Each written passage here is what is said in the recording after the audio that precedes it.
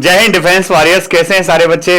I hope कि आप सारे बच्चे बहुत ही बढ़िया होंगे। मैंने पीपीटी के 2-3 वीडियोस जो डाले वो बच्चों के उस पर जो कमेंट्स आ रहे हैं वो बड़ी पॉजिटिव एनर्जी देते हैं। कुछ बच्चों ने तो ऑलरेडी लिखा हुआ है कि सर इस तरह का एक वीडियो रोज अगर आ जाएगा तो डेफिनेटली हम लोगों की बहुत मदद हो जाएगी।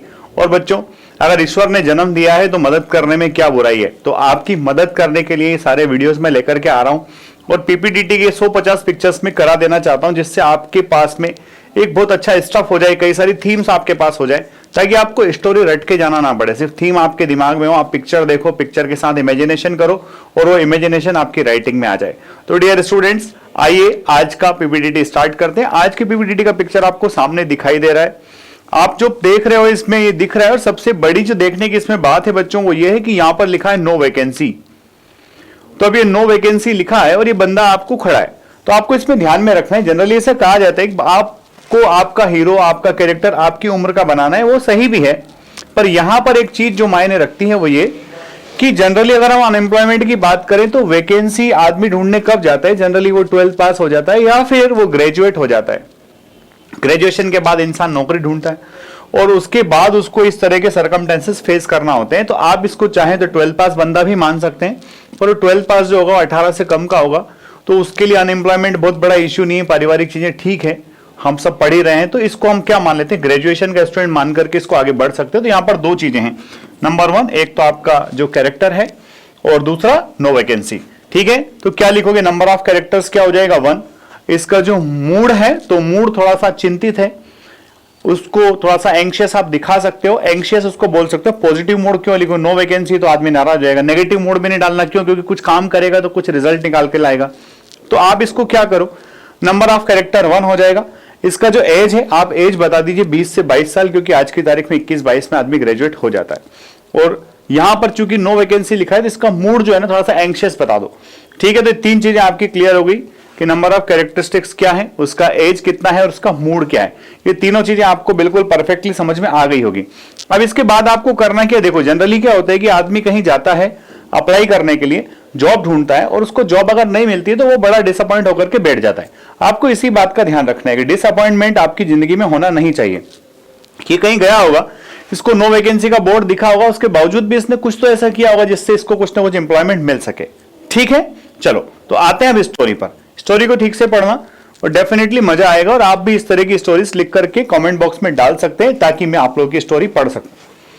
तो इस पे देखिए, Vineet was a computer engineer who wanted to join a particular reputed firm. Vineet जो था एक कंप्यूटर इंजीनियर था, यानी कि डेफिनेटली बीटेक कुछ किया होगा और वो एक रेपुटेड फर्म ज्वाइन करना चाहता था। The firm had its international name and thus had lot of chance to grow in profession in computers. जो फर्म था उसका बहुत अच्छा रेपुटेशन था, इसलिए वहां ग्रोथ की पॉसिबिलिटीज बहुत ज्यादा थी। But somehow on his 2 visits to the firm's complex he found that a big board of no vacancies displayed outside. आप देखिए, तो ऐसे इसने क्या किया कि 2 बार वहां गया, पर उसने देखा कि दोनों बार वहां फर्म के गेट के बाहर क्या लगा हुआ है? नो वैकेंसी, यानी कि यहां पर आवश्यकता अभी फिलहाल नहीं है।